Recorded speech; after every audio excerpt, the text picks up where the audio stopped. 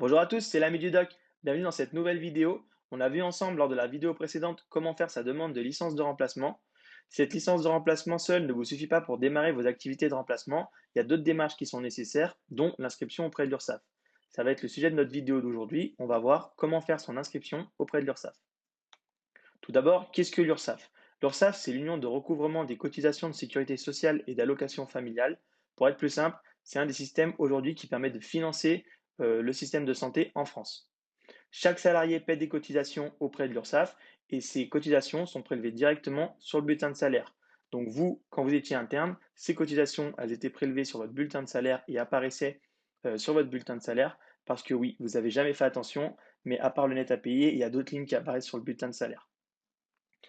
Mais en tant que médecin libéral, vous n'aurez plus à payer, vous n'aurez plus de fiche de paie, donc vous allez devoir payer directement ces cotisations sur le site de l'URSSAF des médecins remplaçants. Donc, en conclusion, l'URSSAF, c'est quoi? Bah, c'est de l'argent qui va s'envoler, on va dire, qui sera plus dans votre poche. Donc, quels sont les prérequis pour faire sa demande d'inscription auprès de l'URSSAF? Bah, c'est tout simplement avoir une licence de remplacement valide.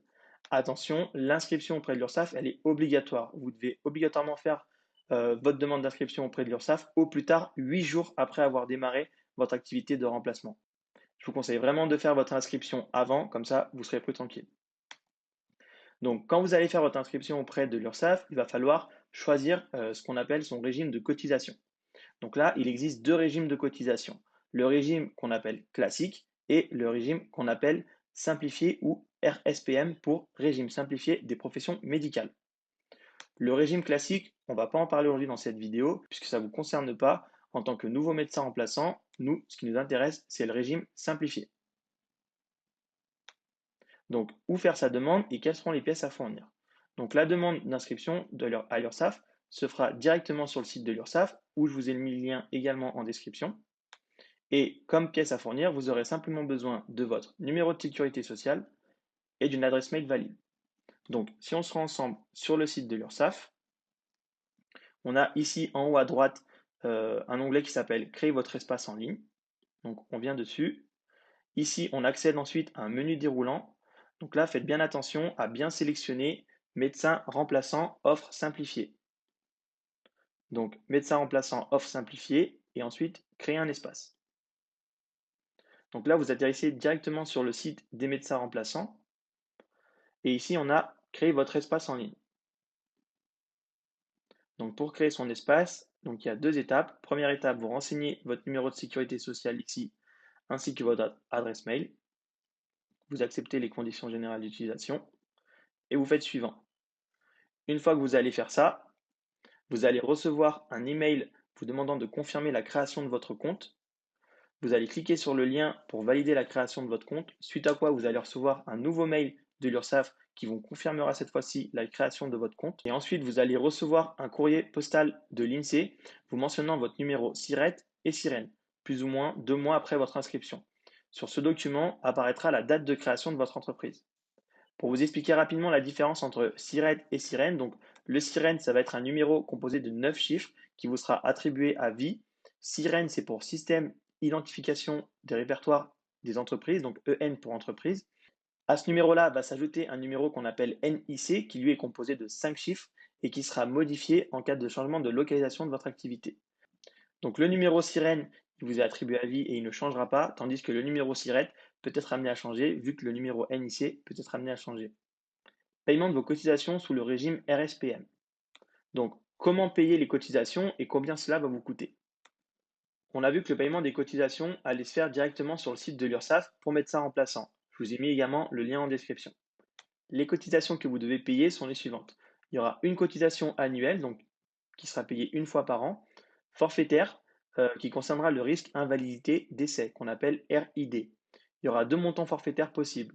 Un premier montant de 25%, qu'on appelle le forfait à 25%, d'une valeur de 158 euros et qui, lui, est spécifique au régime simplifié, et un forfait à 100% d'une valeur de 631 euros.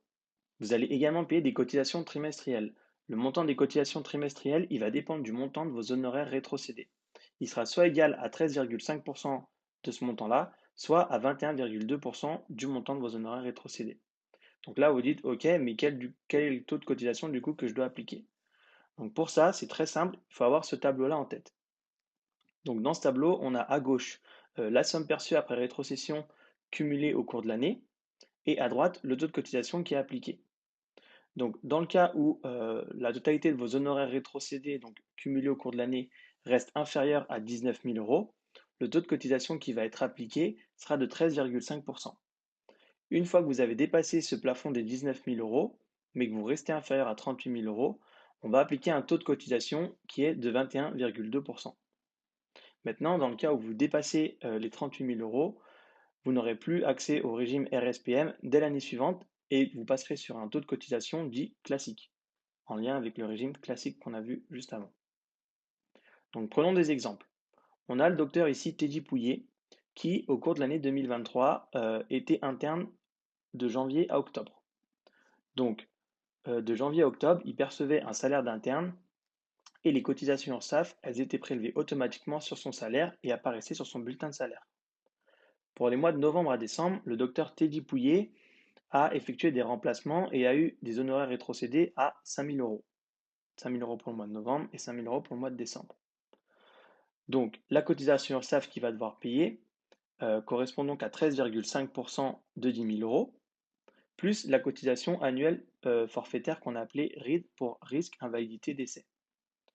Donc, on aura bien pour l'année 2023 des cotisations de 13,5% fois 10 000 euros, donc correspondant à ces honoraires rétrocédés pour la période de novembre à décembre, enfin octobre à décembre du coup, puisque c'est trimestriel. Donc, ça fait 1 350 euros, plus ce à quoi il faut ajouter les 158 euros ou 631 euros du forfait risque, invalidité, décès. Donc, on aura au total soit 1 508 euros à payer auprès de l'URSSAF, soit 1 981 euros. On va prendre un autre exemple, cette fois-ci, toujours avec notre docteur Teddy Pouillet. Sur l'année 2024, donc là on a changé d'année, il fait un remplacement sur le mois de janvier et pour le mois de février et mars, il décide de prendre des vacances. Donc là, ses honoraires rétrocédés sont de 5 000 euros puisqu'il y a uniquement le mois de janvier où il a travaillé.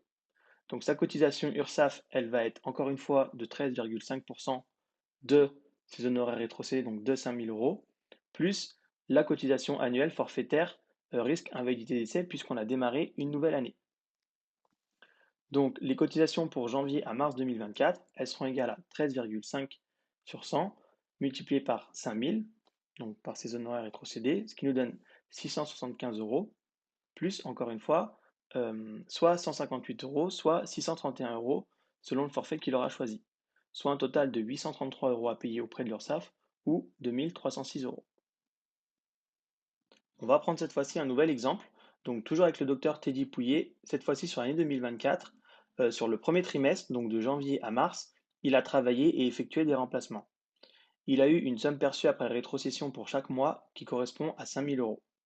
Donc la cotisation qu'il va devoir payer pour le premier trimestre, elle va donc être de 13,5%, donc 13,5 sur 100 fois 15 000, puisque c'est la somme cumulée des honoraires perçus après rétrocession, soit un total de 2 025 euros, auquel on viendra ajouter la cotisation annuelle forfaitaire RID, donc soit encore une fois 158 euros ou 631 euros, ce qui nous donnera des cotisations à payer pour le premier trimestre de 2 183 euros ou 2 656 euros selon le forfait choisi. Donc, pour le premier trimestre, on a vu que les honoraires rétrocédés cumulés, ils sont inférieurs à 19 000 euros, puisqu'on avait ici 15 000 euros. Donc le taux de cotisation qui est appliqué est bien de 13,5%. Maintenant, pour le deuxième trimestre, si on regarde les honoraires rétrocédés cumulés, on constate que ces derniers sont supérieurs à 19 000 euros. On va donc avoir un changement du taux de cotisation et on va passer, comme on l'a vu, de 13,5% à 21,2%. Donc sur le deuxième trimestre de l'année 2024, donc pour les mois d'avril à juin, on aura à payer 21,2% de 16 000 euros uniquement. Ça nous fera un total de 3 392 euros. Ici, on ne revient pas mettre encore une fois la cotisation annuelle forfaitaire puisqu'elle a déjà été prise en compte dans le calcul du premier trimestre de l'année 2024. Et donc, ici, on voit aussi que le taux de cotisation, il a été augmenté puisque le plafond des 19 000 euros des honoraires rétrocédés perçus a été dépassé. Donc ici, je vous ai mis une illustration du site de l'URSSAF. On voit ici que sur l'année 2024, le docteur Teddy Pouillet, il a eu une somme perçue après rétrocession de 5 000 euros. Donc, il lui reste encore 74% avant d'atteindre le plafond de 19 000 euros. Quand on va ici dans l'onglet déclaration, on arrive sur les différents trimestres qu'on a à déclarer. Donc là, pour le mois de janvier à mars, le docteur a déclaré 5 000 euros d'honoraires perçus après rétrocession, ce qui lui a généré une cotisation totale de 833 euros. Pourquoi? Parce qu'encore une fois, il a payé 13,5% de ces 5 000 euros-là, plus la cotisation du forfait annuel, où là, on voit qu'il a choisi un forfait à 158 euros pour le risque invalidité décès. Ensuite, pour la période d'avril à juin, on ne va pas déclarer ce trimestre puisque ce trimestre n'est toujours pas fini et est en cours. Mais quand vous cliquez ici ensuite sur déclarer, donc quand on clique sur déclarer, on atterrit sur cette page-là. On nous demande de saisir le montant total de nos honoraires rétrocédés perçus sur la période, donc là en l'occurrence d'avril à juin. Et c'est ce qui va ensuite permettre à l'URSSAF de calculer le montant de notre cotisation. Mais du coup, vous n'aurez pas de mauvaise surprise puisque vous avez vu comment calculer le montant de cette cotisation. Pour finir, on va finir sur deux, trois petites astuces que vous devez savoir. Il est possible de modifier la fréquence de paiement de vos cotisations. Vous pouvez passer d'un paiement de cotisation trimestriel à un paiement de cotisation mensuel, mais il faut avoir en tête que lorsque vous faites la demande de changement, c'est pris en compte uniquement l'année d'après. Donc pour ça, sur votre compte URSSAF, vous avez un onglet qui s'appelle Profil. Et quand vous cliquez sur Profil, vous avez un autre onglet qui s'appelle ensuite Périodicité. Dans cet onglet périodicité, on va vous rappeler votre périodicité actuelle. Donc là, pour le docteur Teddy Pouillet, la périodicité actuelle, elle est trimestrielle. Et on voit qu'il a fait une demande de périodicité mensuelle pour l'année 2025. Un autre truc que vous devez savoir, c'est que même si vous décidez de garder un paiement trimestriel, je vous conseille vraiment de mettre l'argent de côté chaque mois correspondant à la cotisation de l'URSSAF. Parce que vous payez de façon mensuelle ou trimestrielle, le montant à la fin, il sera le même. En effet, si on regarde dans le tableau ici, je vous ai mis la valeur de la cotisation mensuelle et la valeur de la cotisation totale. Si vous calculez la cotisation totale, donc ça fera 2025 euros qui correspondra en fait à la somme de chaque mois. Attention, dans cet exemple, je n'ai pas pris en compte l'ajout de la valeur de la risque invalidité décès. Mais c'est vraiment plus pour vous illustrer que les 13,5% qui soient pris au mois par mois ou sur le total des 3 mois, sur la somme totale des 3 mois, ça revient au même. Voilà, c'était l'ami du doc. Je vous dis à très bientôt pour une nouvelle vidéo.